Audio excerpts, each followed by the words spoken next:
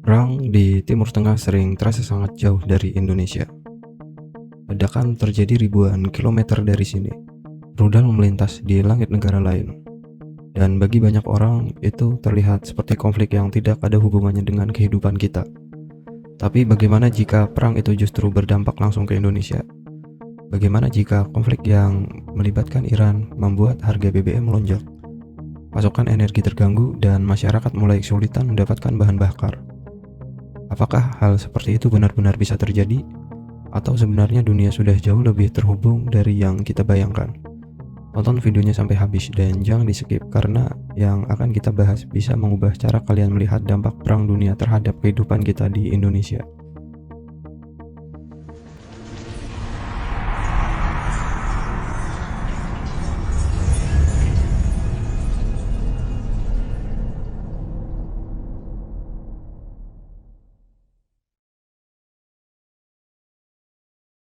Perang besar sering terasa jauh dari kehidupan kita. Ledakan terjadi ribuan kilometer dari sini. Rudal dan drone melintas di langit Timur Tengah. Namun pertanyaannya adalah sesuatu yang jauh lebih dekat dengan kehidupan kita sehari-hari. Apa yang sebenarnya akan terjadi jika konflik antara Iran dan Israel terus membesar? Dalam beberapa bulan terakhir, ketegangan di kawasan Timur Tengah meningkat tajam. Serangan udara, belasan rudal, hingga operasi militer membuat banyak pengamat dunia khawatir bahwa konflik ini bisa berubah menjadi perang yang jauh lebih luas. Seberapa analisis bahkan memperingatkan kemungkinan keterlibatan negara besar seperti Amerika Serikat. Jika itu terjadi, konflik regional bisa berubah menjadi krisis global. Namun bagi banyak orang di Indonesia, perang di Timur Tengah sering dianggap sebagai sesuatu yang tidak ada hubungannya dengan kehidupan sehari-hari. Padahal kenyataannya tidak sederhana itu. Dunia saat ini saling terhubung melalui energi, perdagangan, keuangan, dan jalur transportasi global. Ketika satu wilayah strategis terguncang, efeknya bisa merambat ke hampir seluruh negara di dunia, termasuk Indonesia. Jika konflik ini membesar, dampaknya tidak hanya soal geopolitik atau militer. Dampaknya bisa terasa langsung dalam kehidupan masyarakat. Harga bahan bakar bisa naik, harga barang bisa ikut meningkat, nilai mata uang bisa terguncang, dan stabilitas ekonomi global bisa ikut terpengaruh. Sebelum lanjut videonya, jika informasi ini menambah pengetahuan dan bermanfaat bagi kalian, jangan lupa bantu like dan subscribe untuk mendukung serta membantu mengembangkan channel ini agar terus bisa berbagi konten yang bermanfaat. Salah satu titik paling krusial berada di Selat Hormuz. Jalur sempit ini adalah salah satu arteri energi paling penting di dunia. Setiap hari, jutaan barel minyak dunia melewati jalur ini. Jika konflik militer mengganggu jalur tersebut, efeknya bisa menyebar sangat cepat ke pasar energi global. Dan ketika energi dunia terguncang, hampir semua negara akan merasakan dampaknya, termasuk kita di Indonesia. Lalu pertanyaannya sekarang adalah satu hal yang sangat penting. Jika perang Iran benar-benar membesar, seberapa besar dampaknya bagi Indonesia? Untuk memahami dampak perang Iran bagi Indonesia, kita harus melihat satu hal yang paling menentukan: energi. Sebagian besar ekonomi dunia masih sangat bergantung pada minyak. Transportasi, industri, distribusi masakan, hingga pembangkit listrik masih menggunakan energi berbasis minyak dan gas. Dan disinilah masalah besar bisa muncul. Salah satu jalur energi paling penting di dunia adalah Selat Hormuz. Selat sempit ini berada di antara wilayah Iran dan negara Teluk lainnya. Setiap hari, sekitar 1/5 pasokan minyak dunia melewati jalur ini. Artinya, jika jalur ini terganggu oleh perang, dampaknya bisa langsung terasa di seluruh dunia. Kapal tanker minyak bisa tertahan, asuransi pelayaran bisa melonjak, dan banyak perusahaan energi akan menghentikan pengiriman demi alasan keamanan. Ketika pasokan minyak dunia berkurang, harga minyak global biasanya melonjak dengan cepat. Masalahnya, Indonesia bukan lagi negara yang sepenuhnya mandiri dalam energi. Produksi minyak dalam negeri terus menurun dalam beberapa dekade terakhir, sementara kebutuhan energi masyarakat terus meningkat. Akibatnya, Indonesia harus mengimpor sebagian besar minyak mentah dan bahan bakar. Sebagian impor tersebut berasal dari kawasan Timur Tengah. Ketika konflik terjadi di kawasan itu, pasokan bisa terganggu dan harga impor energi menjadi jauh lebih mahal. Disinilah tekanan besar bisa mulai terasa pada sistem distribusi energi di Indonesia. Perusahaan energi nasional seperti Pertamina harus menanggung biaya pembelian minyak yang jauh lebih tinggi dari biasanya. Jika harga minyak global melonjak drastis, biaya produksi BBM di dalam negeri juga ikut naik. Namun harga BBM di Indonesia tidak selalu bisa langsung mengikuti harga pasar dunia. Pemerintah biasanya menahan kenaikan harga agar tidak membebani masyarakat. Di satu sisi, kebijakan ini membantu menjaga daya beli masyarakat. Namun di sisi lain, tekanan keuangan pada sistem energi bisa menjadi sangat besar. Ketika biaya impor melonjak tetapi harga jual tetap ditahan, kerugian bisa menumpuk.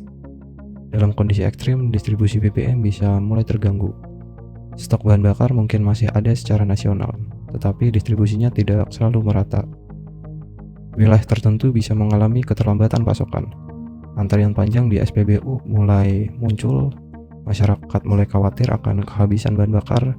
Dalam beberapa situasi krisis energi di berbagai negara, fenomena yang sering muncul adalah panic buying. Orang membeli BBM lebih banyak dari kebutuhan normal mereka. Hal itu justru mempercepat terjadinya kelangkaan di beberapa wilayah.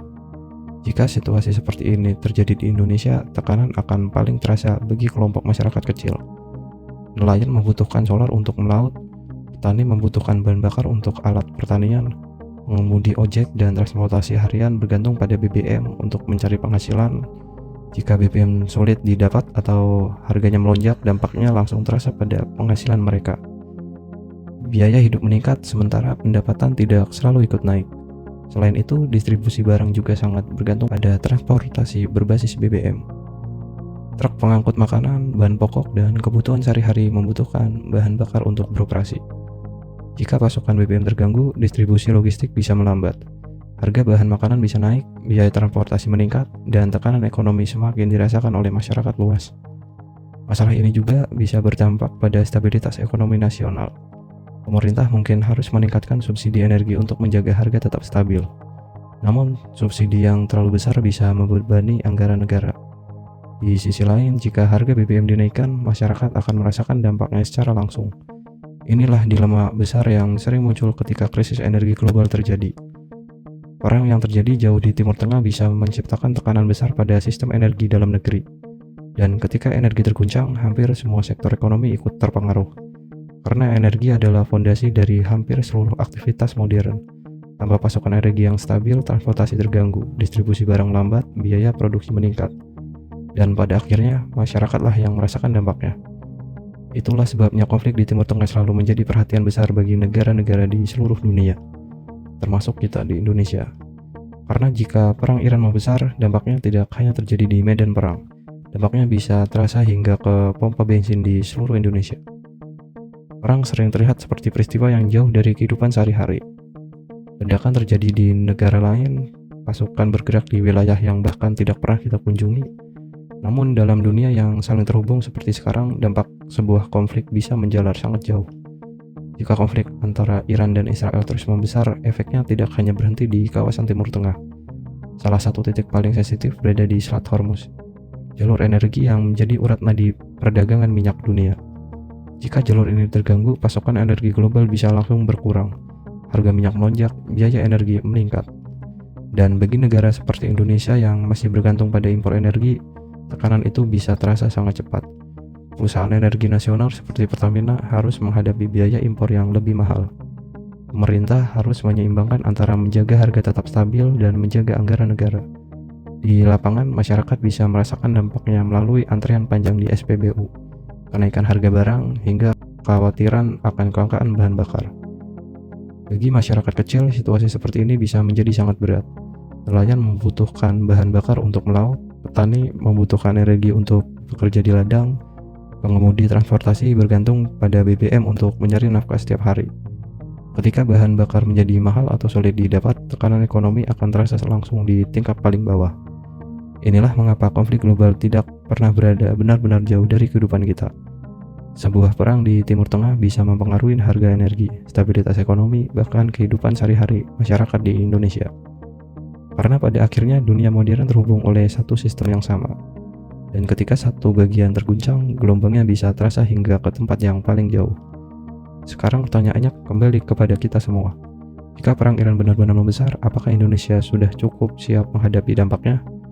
Menurut kalian, apa dampak paling besar yang bisa dirasakan masyarakat Indonesia jika konflik ini terus meningkat? Tulis pendapat kalian di kolom komentar, karena masa depan dunia seringkali berubah dari peristiwa yang awalnya terlihat jauh dari kita. Perang saling terlihat jauh dari kehidupan kita.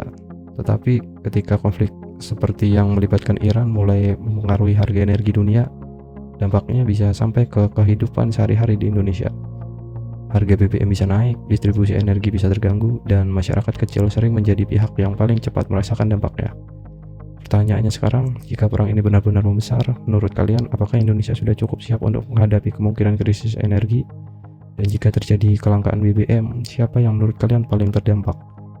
Jika informasi ini menambah pengetahuan dan bermanfaat bagi kalian, jangan lupa bantu like dan subscribe untuk mendukung serta membantu mengembangkan channel ini agar terus bisa berbagi konten yang bermanfaat.